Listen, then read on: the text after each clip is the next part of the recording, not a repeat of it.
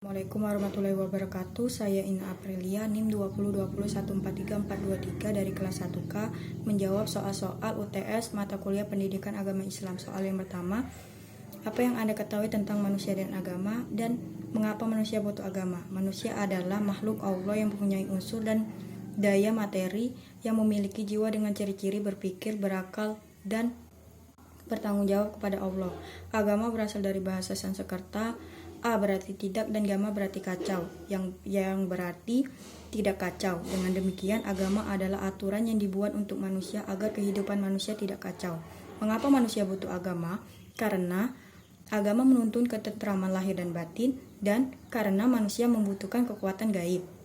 Soal yang kedua, apa yang menjadi sumber ajaran Islam? Sumber ajaran Islam adalah segala sesuatu yang menjadi dasar acuan pedoman syariat Islam.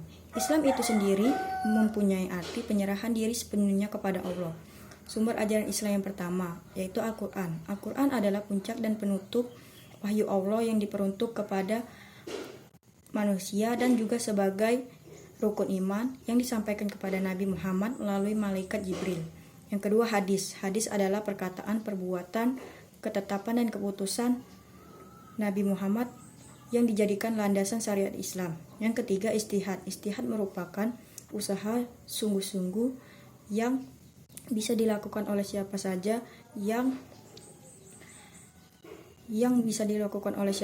yang sudah mencari ilmu untuk memutuskan suatu perkara yang tidak terdapat di dalam Al-Quran maupun hadis, dengan syarat berakal sehat dan mempertimbangkan kematangan.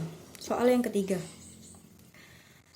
apa yang menjadi kerangka dasar ajaran Islam?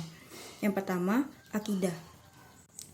Akidah adalah keimanan yang kuat terhadap suatu zat tanpa ada keraguan.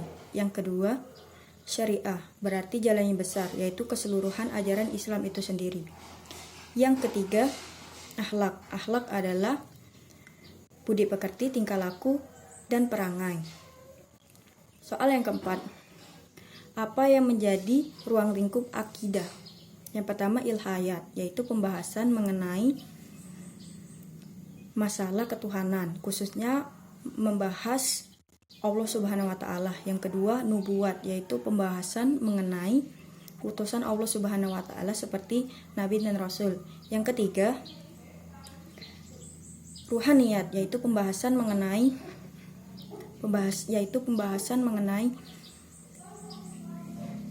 makhluk gaib seperti malaikat, jin, dan iblis. Yang keempat, sam'iyat, yaitu pembahasan mengenai alam gaib seperti surga, neraka, dan alam kubur. Soal yang terakhir, apa perbedaan Nabi dan Rasul? Sebutkan nama-nama Nabi dan mengapa kita harus mengimani qada dan qadar. Perbedaan Nabi dan Rasul, Nabi menerima wahyu untuk dirinya sendiri, sedangkan Rasul menerima wahyu untuk umatnya. Nama-nama Nabi: Adam, Idris, Nuh, dan Hud, Saleh, Ibrahim, dan Lut, Ismail, Ishak, Yakub, Yusuf, Ayub, Zulkifli, Su'aib, Musa, Harun, Daud, Sulaiman, Ilyas, Yunus, Zakaria, Yahya, Isa, Muhammad. Mengapa kita harus mengimani qada dan qadar? Karena apabila seorang muslim tidak mengimani satu saja rukun iman, maka muslim tersebut tidak dikatakan orang yang beriman. Dan gunanya agar manusia senantiasa berusaha untuk merubah keadaan dan agar manusia tidak berputus asa dan berburuk sangka kepada Allah.